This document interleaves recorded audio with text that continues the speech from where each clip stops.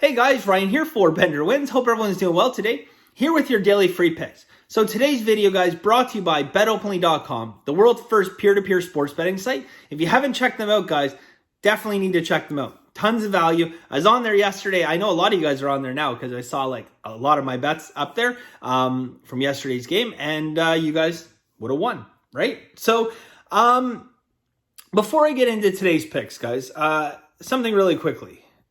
So I just want to read a couple things for you. Tampa Bay is absolute lock of the century. 2, whoever sets these lines are a complete idiot. How is Tampa Bay not a 9-point favorite? 3, bet your house, bet your kids, bet your parents' house. Tampa Bay easily covers. Okay, there's like many, many more. I just wrote a few. Okay. They're all over Facebook. Yeah, guys, I said yesterday, okay, and I want to talk about this for a second because this is important. I said yesterday, when I'm in Vegas, I walk around the sports books. I'm in the sports books basically the entire time I'm there. And I talk to a lot of people. And partially because, I'm friendly and I like chatting with people, but I always ask people, who do you like today? Who do you like? And it's not that I'm taking who they like and I'm running to the window and fading them, betting against them. I'm not doing that. But in this business, you have to have a feel for the street. You have to have a feel for it. I know pros that, they're some of the best friends they have in the world are their bookies, right? I mean, they're talking to people. And by bookies in Vegas, I don't mean like on the street bookies. I mean like the bookmakers there, right? I mean, they're chit-chatting to say, who they like in this game, who they like in that game. And, a lot of the times when they're buddy, they'll tell you straight up. It's like, pretty heavy action on LA tonight or pretty heavy action on Detroit. So again, guys, that is key. It's key to understand the public. Now, what tools do we have at our disposal? Because, a lot of us, I'm stuck in Canada right now. I'd love to be in Vegas, but I can't. So, what tools do we have at our disposal? Social media, guys. Social media is like walking around 1,000 sports books on crack, right? It's literally, guys, you can get the opinion of hundreds of people in a very short period of time, without going up and introducing yourself and, and trying to get to the hey, what do you like? What do you like? Right? So guys, social media is a great resource to understand the feel and the vibe of the public, especially on big primetime games. Okay. There was no doubt about it yesterday, guys. The entire world was on Tampa Bay. Okay. The entire world was on Tampa Bay. We were on Chicago. We took Chicago, and yesterday, guys, Chicago was a no-brainer pick for me. It was an absolute no-brainer pick. As I was hoping, and what we did, we actually split our bet. We went half unit plus 3.5, half unit plus 4. I knew we were going to be looking at a close game, and pay an extra 13 points of juice, get that extra half point. I certainly didn't mind it there.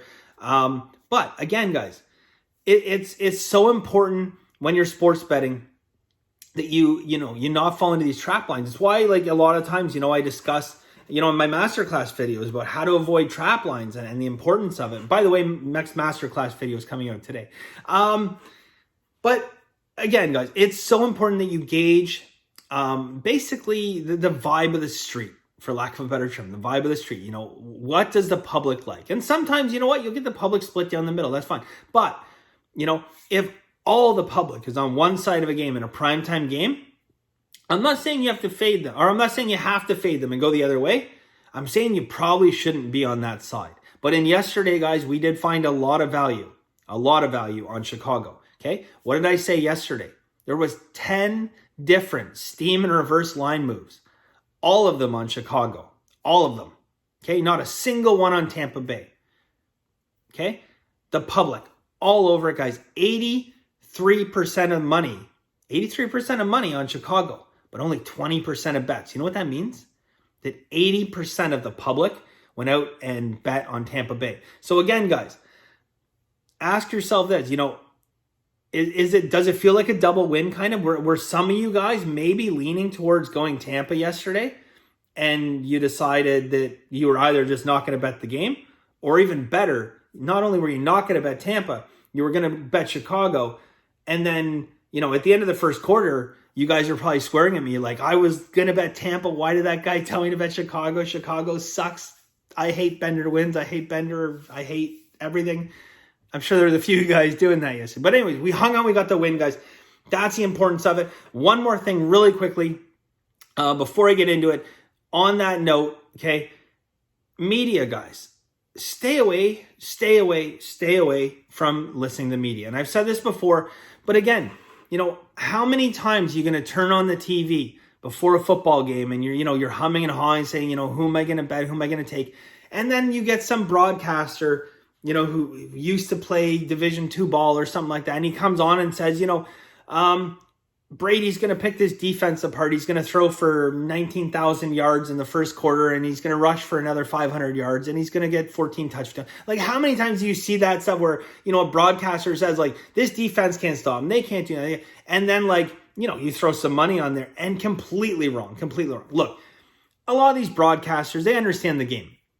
They don't understand value, okay? And that's the major difference here, guys. So, I've said this before. When I'm setting my lines, the less I know about, the less I know from the media standpoint, the better. I want to know injuries. I want to know weather. I want to know, the basics. But I certainly don't want to know, what some retired broadcaster has to say, or retired sports athlete has to say about the game. I don't want to know. It's going to create a negative bias in my head, and I don't want that when I'm setting my lines.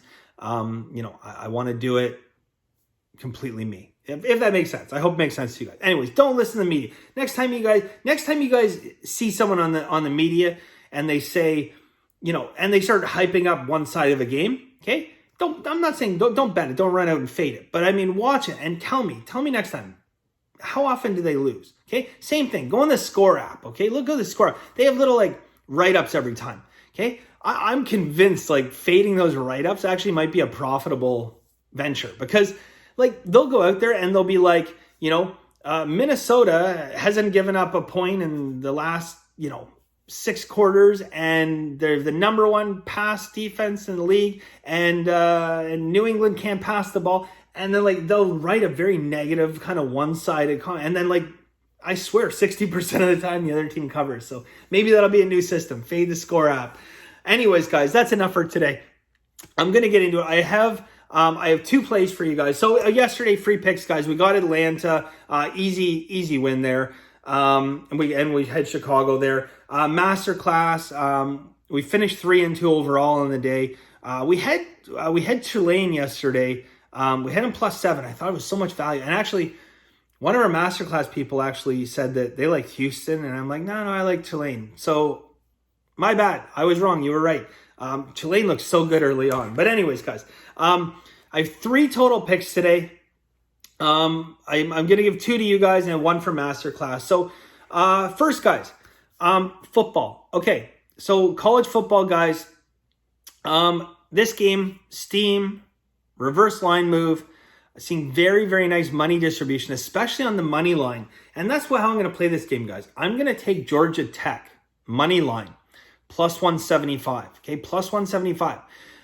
Again, if you guys wanted to, you can grab them at +5. You're more than welcome to do that. To me, I always look at it long term. So long term, guys, at +175, I think you're going to see a lot more value than taking those 5 points. Okay. I believe, again, there's mixed kind of reviews on the over-under. There's steam on the over, steam on the under. So I'm not going to bet the total, but I mean, my heart kind of tells me it's going to be a high-scoring game. High-scoring game, guys. The 5 points that you're getting on that spread diminish slightly in value, but I love the money line value you're getting at +175. Okay, so that's what we're going to do, guys. We're going to take Georgia Tech money line +175. All right, so last pick, guys. We have Yankees and Tampa. Yankees, Tampa. We're going to go under 7.5 in this game. So under 7.5. I like the under in this game, guys. Again, multiple steam bets, multiple reverse line moves, very nice money distribution. And again, the public is just, they're all over the over in this game. So we're gonna go opposite, guys. We're going under 7.5, minus 115, Tampa Bay and Yankees. Masterclass, I have one more play for you guys. Basically, it is it's going to be a pick in that game as well. I'm either going with Yankees or I'm going with Tampa in that game. So anyways, thank you guys very much. I really, really appreciate it. Masterclass will be out. The new Masterclass educational video will be out today. It is College Football Betting Systems Volume 2. And you guys loved Volume 1, so I'm gonna get that out there. And yeah, other than that, guys, thank you very much. And as always, have a very lucky day.